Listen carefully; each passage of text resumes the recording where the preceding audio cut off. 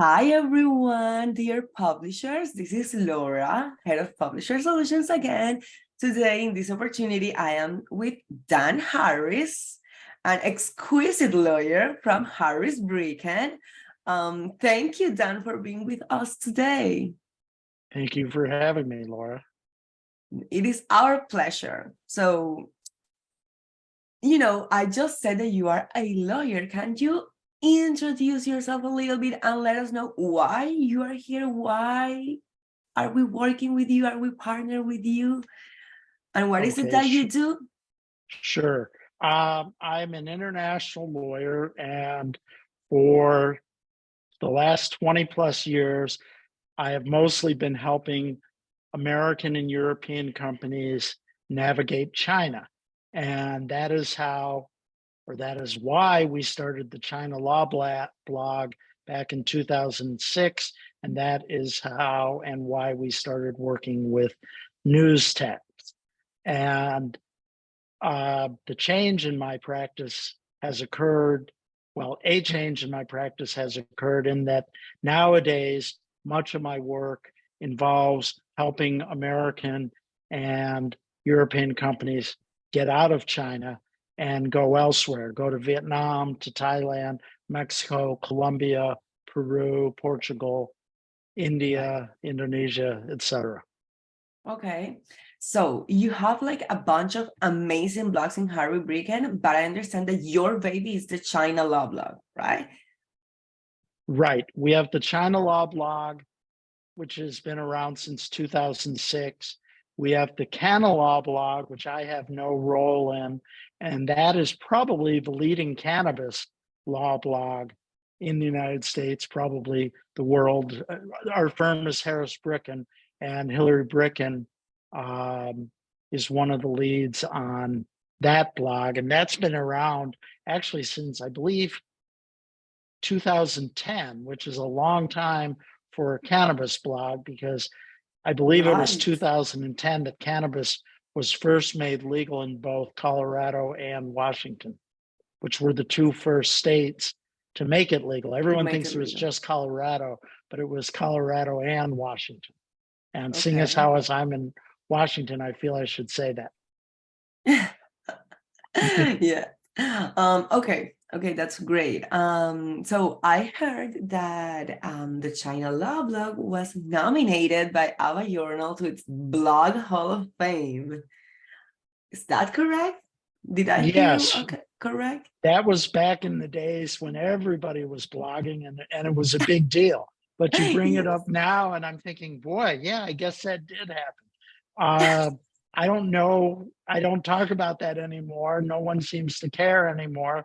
I don't know I think that Hall of Fame is still out there. I think it was the top 100 blogs. I don't know if they ever nominated even 100, but we were definitely one of the first.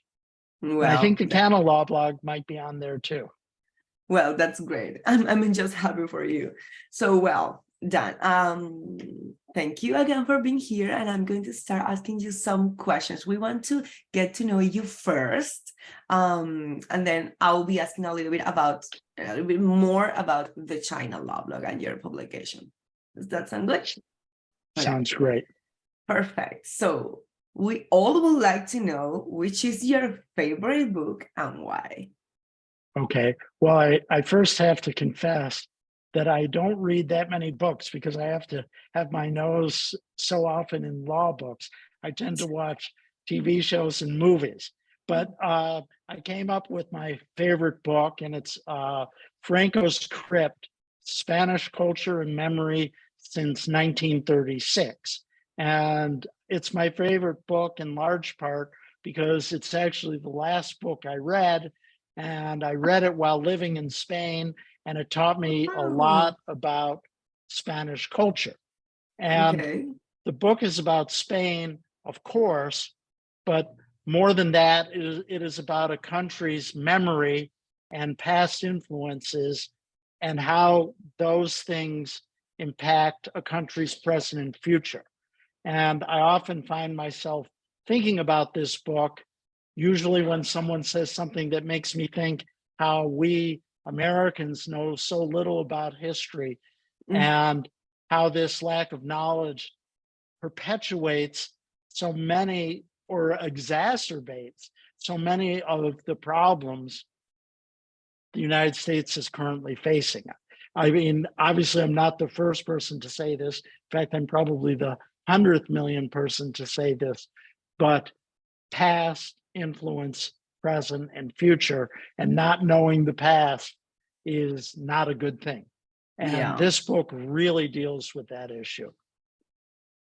Well, it sounds amazing. Even if it is focused on the Spanish culture, you make it sound as a must read for everybody, because with that, we can also understand a little bit of each one of our cultures and make us think about, all of these things, the politics, the politicians, how they handle, how do we as a society are handling ourselves inside of our cultures. Am I correct? That's what Oh I yeah, I mean it's about Spain, but you could write the same book about the every United States country. or any country. Exactly. Well, great. Thank you for sharing your favorite book with us. Okay, done.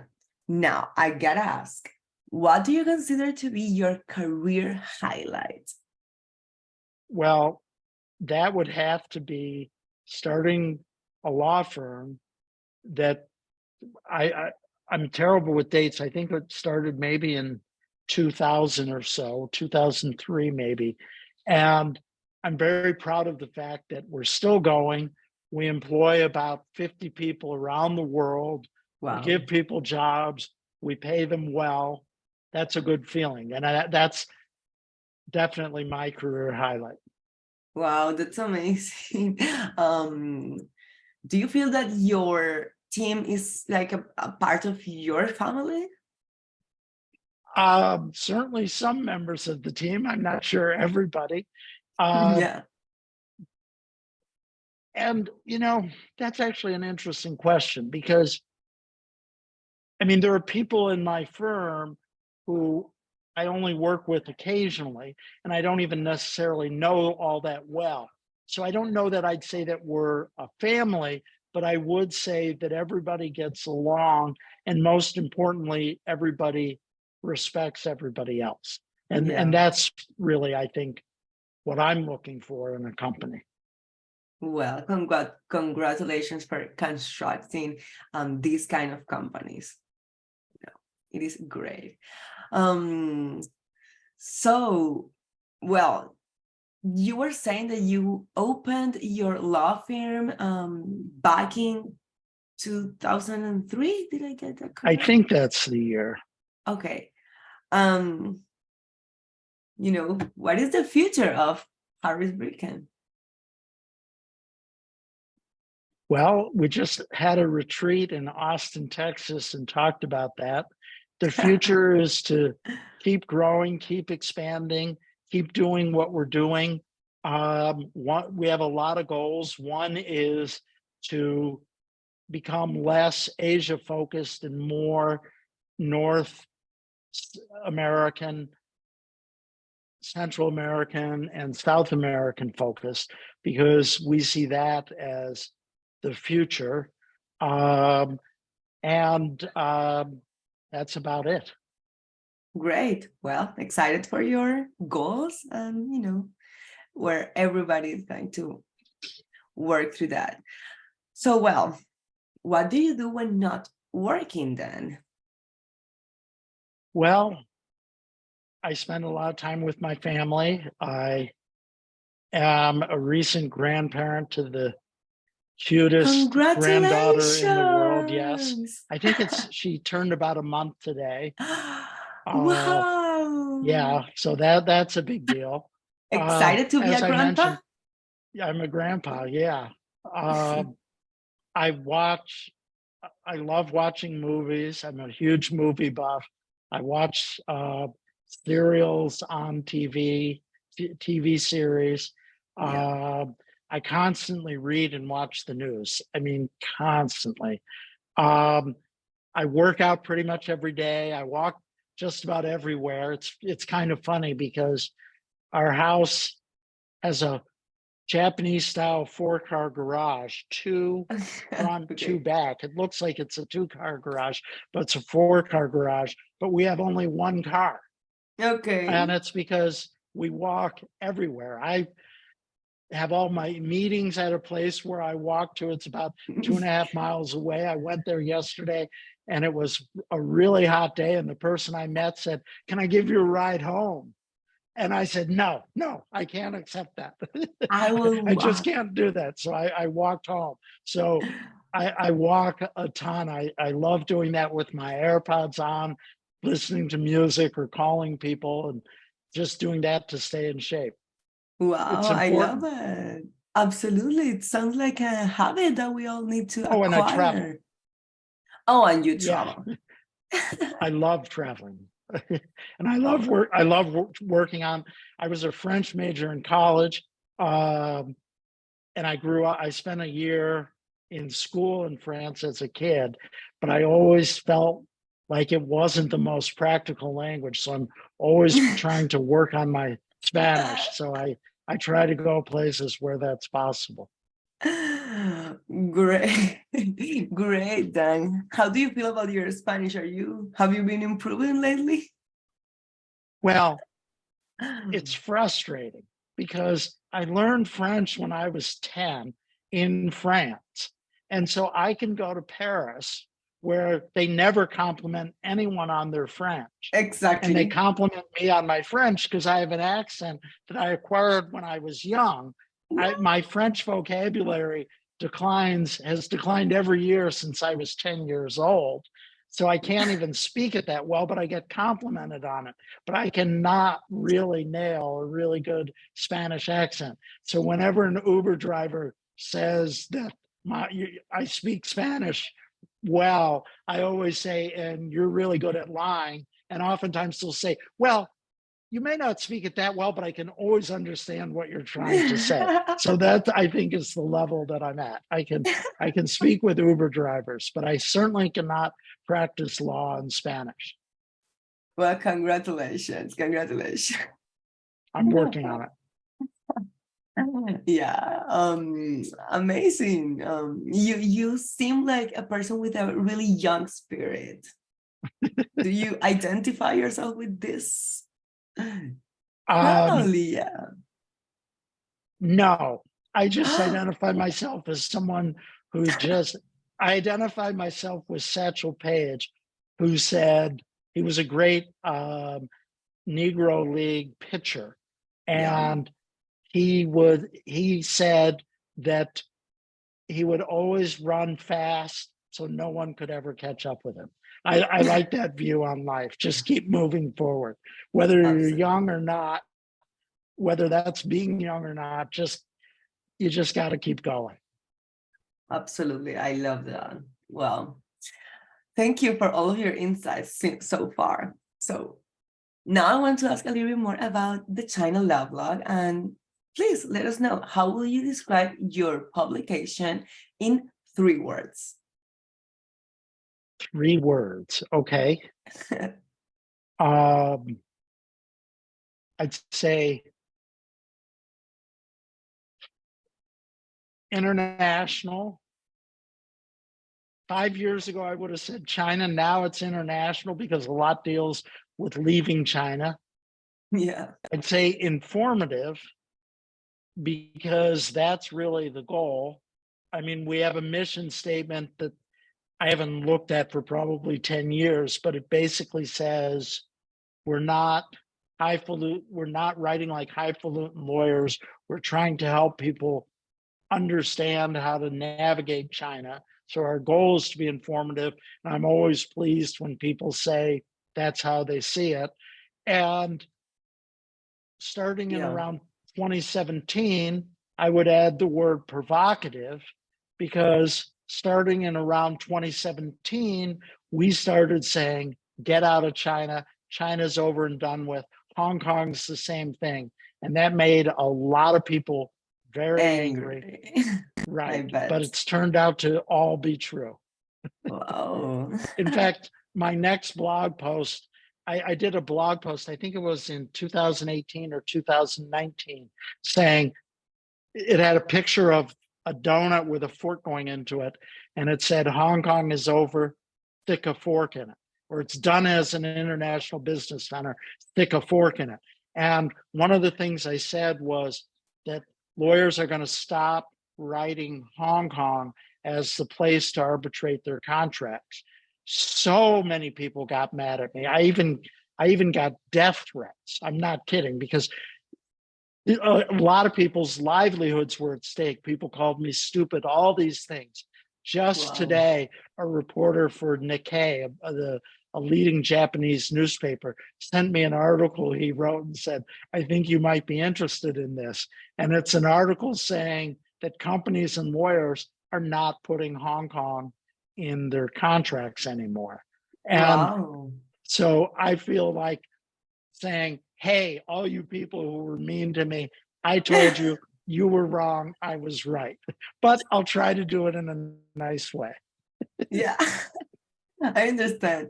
Well, it sounds like a hard job, like, having to be the No. person who, well, I mean, who has to say all of that and then receive death threats because of that. I mean, Well, I never took any of the death threats seriously.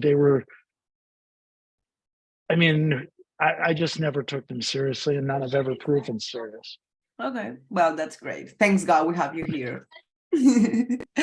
Okay, Dan, so what motivated you to start creating content? Okay, well, we started in 2006. I'm pretty sure that's the date. And it was a good friend of mine had read about blogging, and he spent about an hour, and he had nothing to do with the law, this friend, he's actually a banker, trying to convince me that blogging would be the future for law, especially for law firms like mine. Yeah. And he did convince me. And this was early on with blogging. And my motivation was really to spread the name of our law firm and spread what we were doing with China.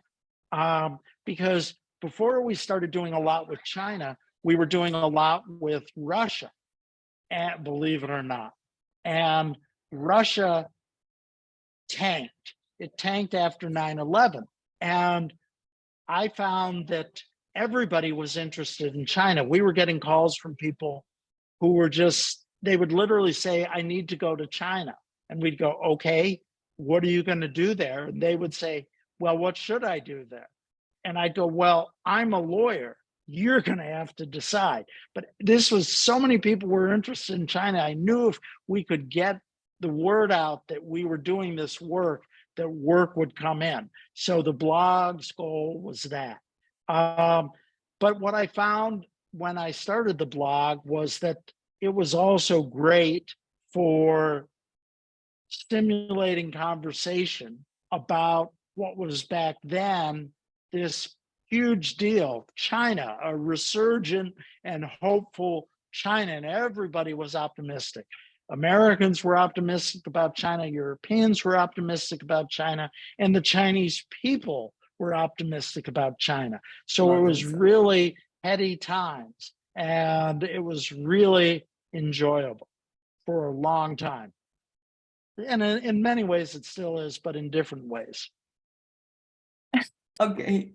Well, that's great. It sounds like a good friend, the one who convinced you to open your blog.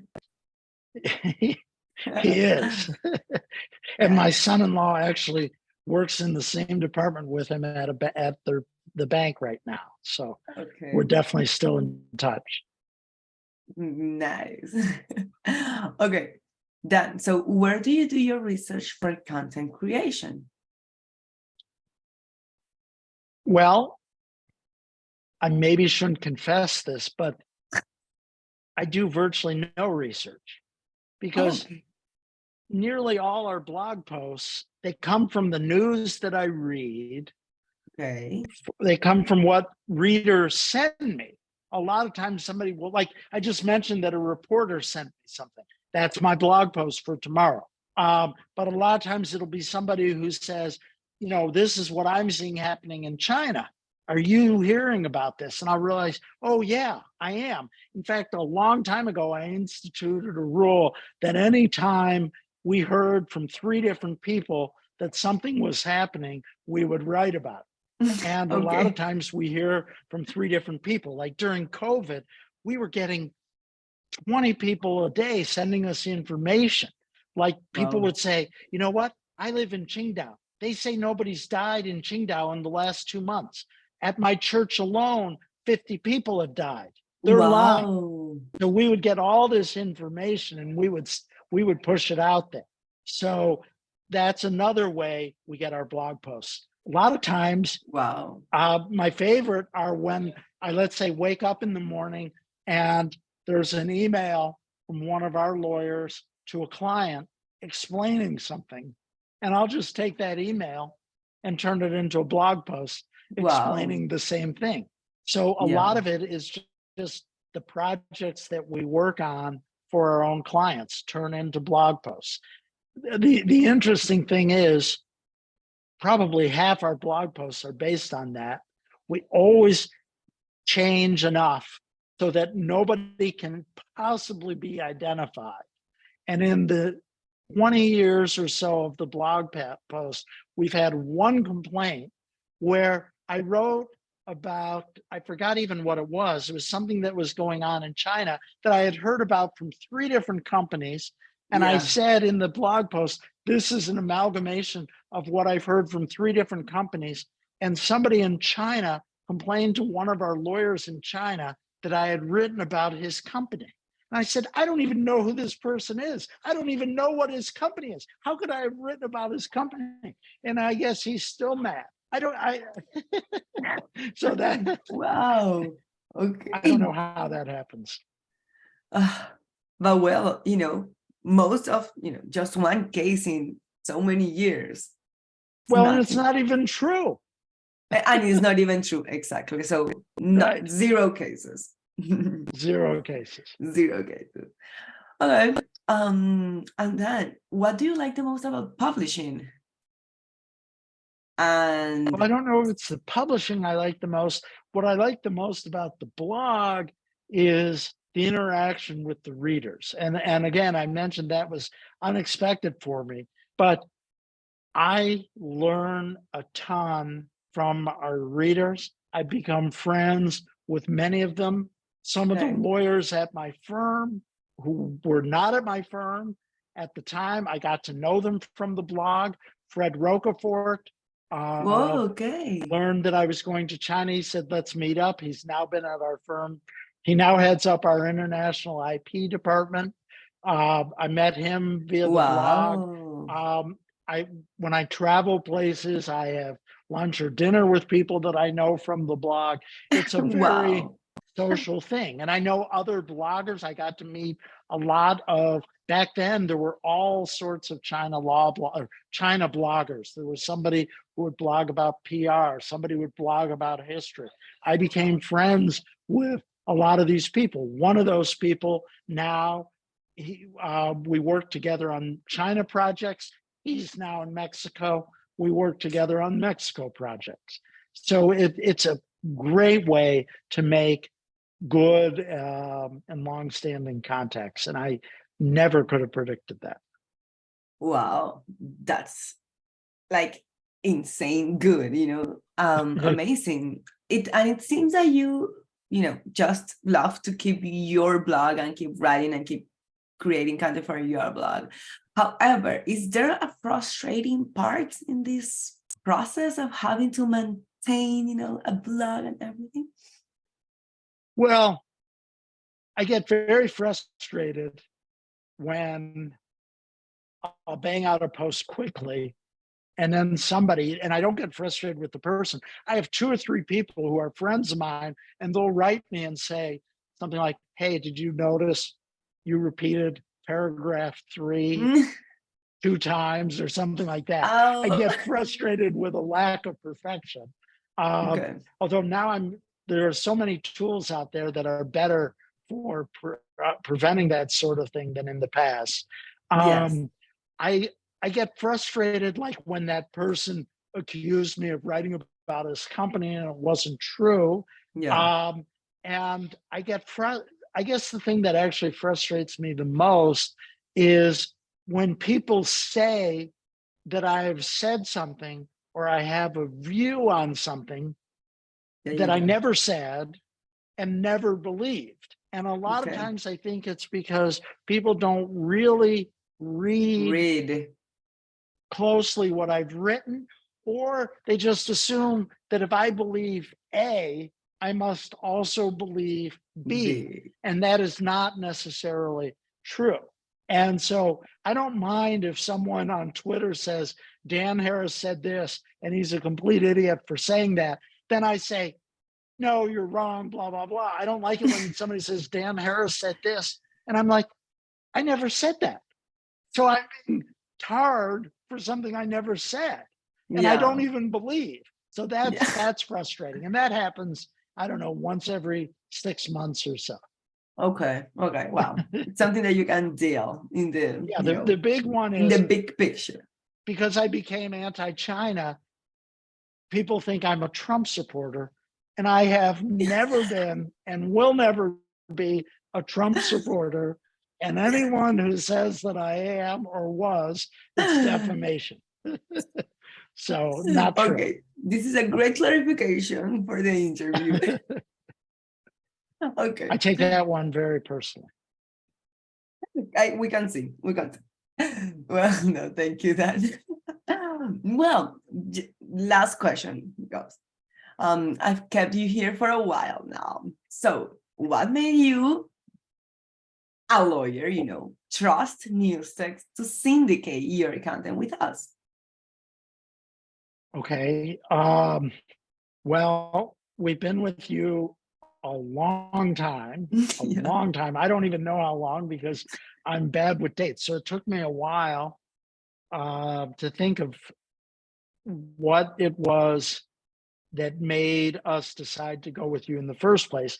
And I realized that we always do due diligence. We do due diligence on everything, who we partner with for even the littlest thing.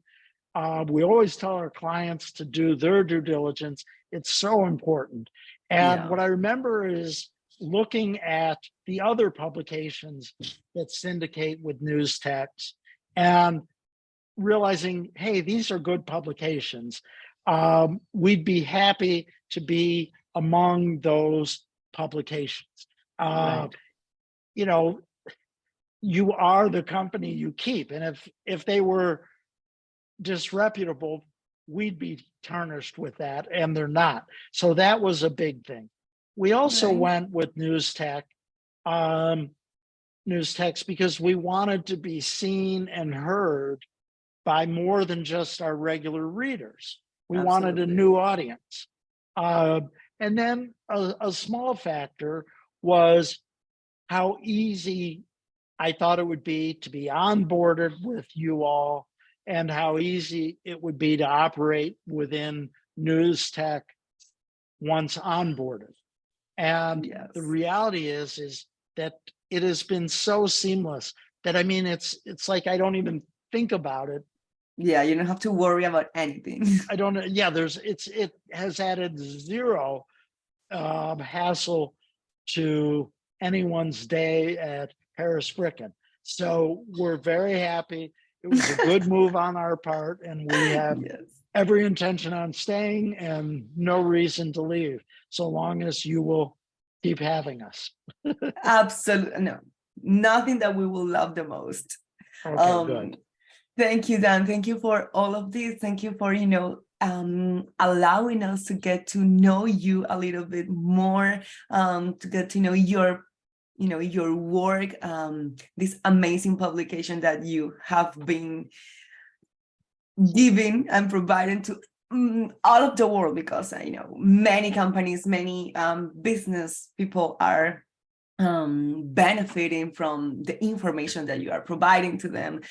Thank you for your passion and your love to keep doing it through the years, and for trusting us once more time to syndicate and put your content in more platforms that you maybe at the beginning could do by yourself. And for giving us this time with you. No problem. Happy to be here. Well, we'll keep posted on what is happening with the China Law Blog and Harris Brigham in general. Do you want to give us your Twitter handle or anything so that our publishers who are watching can look after you? Oh, sure. It's at Dan Harris. That's all it is. Pretty simple. Very Perfect. simple. Very simple. At I Dan got Harris. it first. I got it before the Dan Harris who wrote 10% Better got it. And a lot of times people will write me and say, I so enjoyed your talk last night. And I'll be thinking, I didn't talk last night. It's the other Dan Harris. Yeah. Oh, I don't know that guy. I have to look at for it, but thank you for clarifying that. So Well, he's probably unhappy that I've got the better handle. he must be. He was an ABC newscaster before he wrote the book. Okay, I see. He's more famous than me. Oh, well, we have to figure that out. Well then, I'll let you go. Thank you one more time. And bye-bye. So long.